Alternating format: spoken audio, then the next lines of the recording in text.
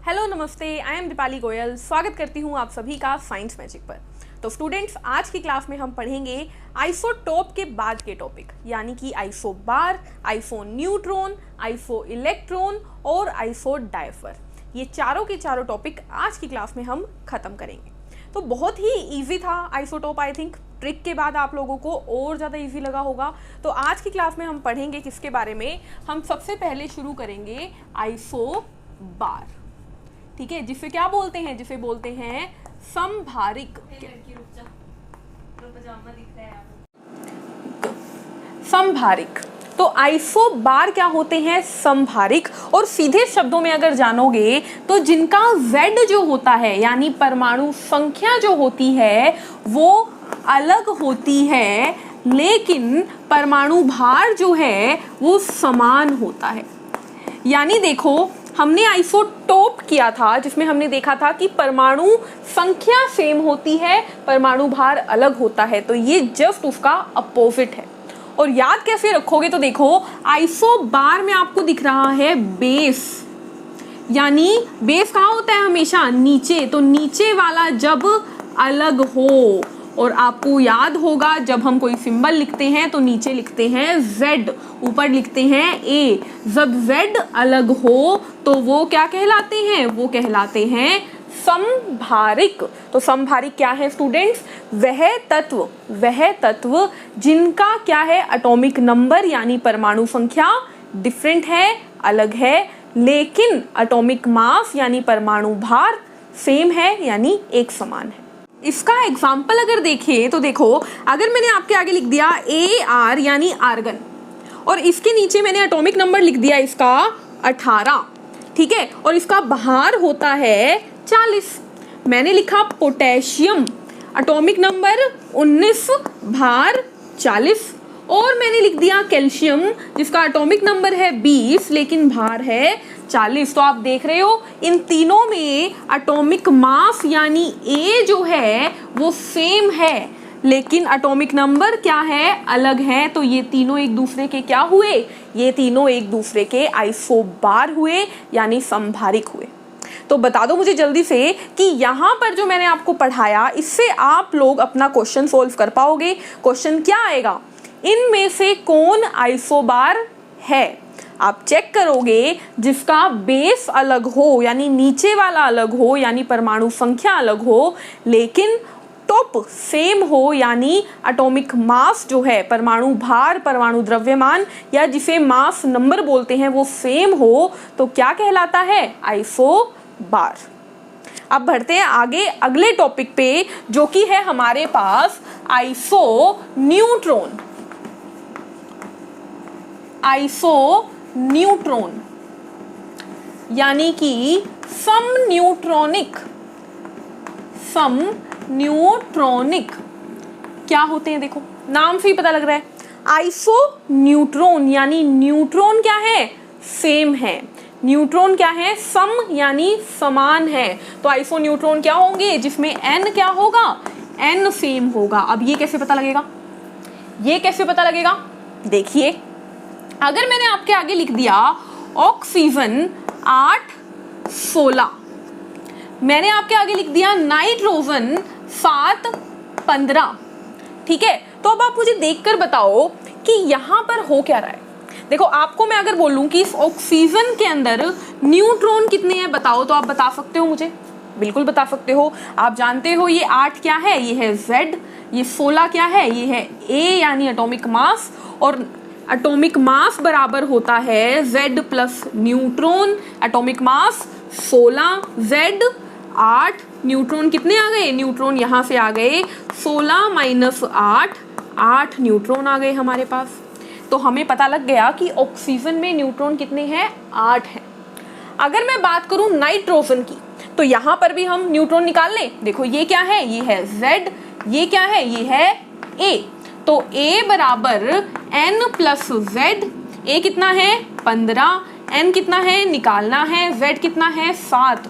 तो N आ गया 15 minus 7, यानी कि N आ गया 8। तो आप देख रहे हो इस ऑक्सीजन में भी 8 ही न्यूट्रॉन है, इस नाइट्रोजन में भी 8 ही न्यूट्रॉन है। और जब न्यूट्रॉन एक समान होते हैं तो वो क्या कहलाता है, वो कहलाता है आइसोन्यूट्रॉन यानी सम न्यूट्रॉनिक। एक और एग्जांपल देखते हैं।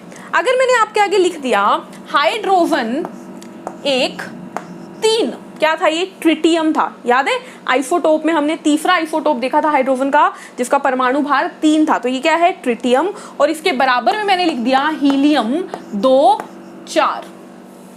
तो इसके अंदर न्यूट्रॉन निकालो, इसके अंदर न्यूट्रॉन आएंगे A और ये क्या है Z, A माइनस Z, तो न्यूट्रॉन आ गए 2 इसके अंदर हाइड्रोजन में, और हीलियम में भी A माइनस Z, इसके अंदर भी न्यूट्रॉन कितने हैं 2। आई होप आप लोगों को कैलकुलेट करके दिखाने की जरूरत नहीं पड़ेगी अब, है ना। तो इसमें भी 2 न्यूट्रॉन है, इसमें भी 2 न्यूट्रॉन है, तो ये दोनों क्या हो गए, ये दोनों हो गए आइसोन्यूट्रॉनिक स्पीशीज यानी सम न्यूट्रॉनिक स्पीशीज।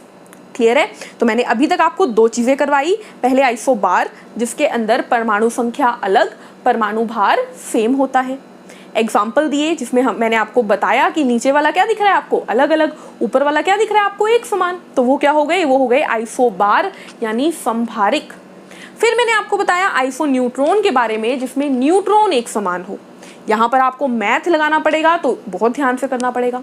न्यूट्रॉन एक समान निकालने के लिए हमें क्या करना होगा, सिंपल फॉर्मूला लगाना है। हमें तो पता ही है किसी भी परमाणु का परमाणु भार उसके न्यूट्रॉन और प्रोटॉन के बराबर होता है, या मैं बोलूं उसके न्यूट्रॉन और परमाणु संख्या के बराबर होता है। क्लियर है इतनी बात। चलिए अब बढ़ते हैं अगले टॉपिक पे जो कि है हमारे पास आइसो इलेक्ट्रॉन, जो कि है हमारे पास आइसो इलेक्ट्रॉन। आइसो इलेक्ट्रॉन देखो, अगर आइसो न्यूट्रॉन समझ में आ गया तो नाम से ही बता दो आइसो इलेक्ट्रॉन क्या होगा, सम इलेक्ट्रॉनिक, सम इलेक्ट्रॉन लिख देते हैं चलो, ठीक है। देखो जब इलेक्ट्रॉन एक समान होंगे, इलेक्ट्रॉन सेम होंगे तो क्या होगा, आइसो इलेक्ट्रॉन। अब सुनो ध्यान से, एक एग्जांपल लेते हैं। मैंने आपके आगे लिख दिया ऑक्सीजन -2, मैंने आपके आगे लिख दिया फ्लोरीन माइनस, मैंने आपके आगे लिख दिया नाइट्रोजन -3, ठीक है। अब ये तीनों क्या बताओ मुझे आइसो इलेक्ट्रॉनिक है या नहीं है, कैसे चेक करोगे। देखो 1 से 20 तक आवर्त सारणी तो आप लोगों को याद होनी चाहिए, नहीं याद तो भी हम आगे करवाएंगे। ऑक्सीजन आता है देखो, hydrogen, helium, lithium, beryllium, boron, carbon, nitrogen, oxygen 8वें नंबर पर। पीरियोडिक टेबल में 8वें नंबर पर ऑक्सीजन आता है। कौन से नंबर पे आता है, 8वें नंबर पर। यानी मैं बोल सकती हूँ ऑक्सीजन का Z क्या है, 8 है, और जो Z होता है उतने ही इलेक्ट्रॉन होते हैं, तो ऑक्सीजन में इलेक्ट्रॉन कितने थे, 8 थे। किसमें, ऑक्सीजन में।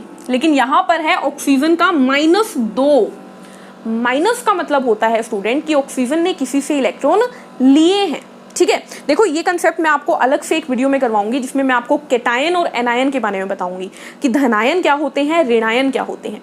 अभी के लिए बस इतना समझ लो कि जब कोई इंसान किसी से कोई चीज छीनता है तो वो इंसान होता है लालची, और लालची इंसान हमेशा बुरा, और वो हो जाता है नेगेटिव, यानी उसने किसी से कुछ ले लिया है। और अगर कोई इंसान किसी को कुछ दे देता है तो वो है दानवीर, यानी अच्छा इंसान है, तो वो हो जाता है पॉजिटिव। अब समझो ध्यान से, इस ऑक्सीजन के ऊपर नेगेटिव है, इसका मतलब ये लालची है, इसने लिया होगा, कितना लिया, 2 लिया, तो इसके पास थे कितने, 8 इलेक्ट्रॉन। कितने और ले लिए, 2 और ले लिए, तो अब इसके पास इलेक्ट्रॉन है 10। तो हमें पता लग गया O-2 के पास 10 इलेक्ट्रॉन है। फ्लोरीन की बात करते हैं। फ्लोरीन आता है हमारी आवर्त सारणी में 9वें नंबर पर, यानी इसका एटॉमिक नंबर 9, इसमें इलेक्ट्रॉन 9, और आपको दिख रहा है फ्लोरीन पे 1 माइनस चार्ज है, यानी उसने 1 और इलेक्ट्रॉन ले लिया। तो 9 उसके पास पहले थे, 1 और ले लिया, अब फ्लोरीन के पास कितने इलेक्ट्रॉन है, 10। तो यानी ऑक्सीजन -2 के पास भी 10 इलेक्ट्रॉन है, फ्लोरीन माइनस के पास भी 10 इलेक्ट्रॉन है। अब बात करें नाइट्रोजन की, तो नाइट्रोजन आता है 7वें नंबर पर, यानी इलेक्ट्रॉन कितने थे, 7 थे। -3 का मतलब है इसने 3 किसी से ले लिए होंगे, 3 बार लालची इंसान है ये, 3 गुना ज्यादा बड़ा गंदा इंसान है, तो इसके पास भी 7 और 3 10 इलेक्ट्रॉन हो गए। तो यहां से आपको पता लग रहा है कि O-2 के पास भी 10 है, F- के पास भी 10 है, और N-3 के पास भी 10 है। तो ये तीनों आपस में क्या हुए, आइसो इलेक्ट्रॉनिक। क्या हुए, आइसो इलेक्ट्रॉनिक। अब एक और एग्जांपल देखूं पॉजिटिव वाला, ठीक है, एक और एग्जांपल देखते हैं ताकि आपको कोई डाउट ही ना रहे, बिल्कुल क्लियर हो जाए। आइसो इलेक्ट्रॉनिक का मतलब जिसमें इलेक्ट्रॉन एक समान हो। मैंने आपके आगे लिख दिया सोडियम पॉजिटिव और मैंने लिख दिया मैग्नीशियम +2। सोडियम का एटॉमिक नंबर होता है 11, मैग्नीशियम का एटॉमिक नंबर होता है 12, यानी सोडियम के पास 11 इलेक्ट्रॉन, मैग्नीशियम के पास 12 इलेक्ट्रॉन। अब देखो यहां पर आपको प्लस दिख रहा है, प्लस का मतलब दानवीर, यानी कि इसने अपना एक इलेक्ट्रॉन किसी को दे दिया होगा। एक ही क्यों? क्योंकि प्लस एक ही बार है, +1 है, ठीक है। तो एक इलेक्ट्रॉन अगर इसने किसी को दे दिया तो 11 में से एक तो दे दिया, एक दे दिया, तो बचे कितने इसके पास? इसके पास बचे 10 इलेक्ट्रॉन, 10 इलेक्ट्रॉन। तो हमें पता लग गया Na+1 के पास 10 इलेक्ट्रॉन है। मैग्नीशियम के पास कितने थे? 12, +2 का मतलब इसने 2 बार अच्छाई दिखाई, 2 इलेक्ट्रॉन किसी को दे दिए, तो 12 - 2, अब इसके पास भी कितने हैं? 10। तो क्या ये दोनों आइसो इलेक्ट्रॉनिक हुए? बिल्कुल हुए। इसके पास भी 10 इलेक्ट्रॉन, इसके पास भी 10 इलेक्ट्रॉन, ये दोनों आइसो इलेक्ट्रॉनिक हो गए। अब एक बात ध्यान से सुन लो स्टूडेंट्स कि अगर ये जो मैंने आपको अभी तक टॉपिक करवाए, isotope, isobar, iso neutron, iso electron, इसमें सबसे ज्यादा क्वेश्चन आइसोटोप और आइसो इलेक्ट्रॉन से पूछे गए हैं, ठीक है। अब लास्ट टॉपिक मैं आपको बता रही हूँ आइसो डायाफर। इससे आज तक कोई क्वेश्चन नहीं देखा गया है, लेकिन मैं आपको करवा रही हूं ताकि कुछ भी रहे ना। सम डायाफर क्या होते हैं? देखो ये होते हैं, बस इसको ना याद ही कर लेना। ये क्या होते हैं स्टूडेंट्स? ये होते हैं जब कहीं पर किसी के अंदर न्यूट्रॉन और प्रोटॉन का, न्यूट्रॉन और प्रोटॉन का, लिख के बताती हूं, न्यूट्रॉन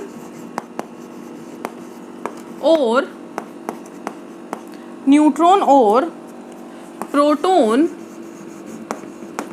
का डिफरेंस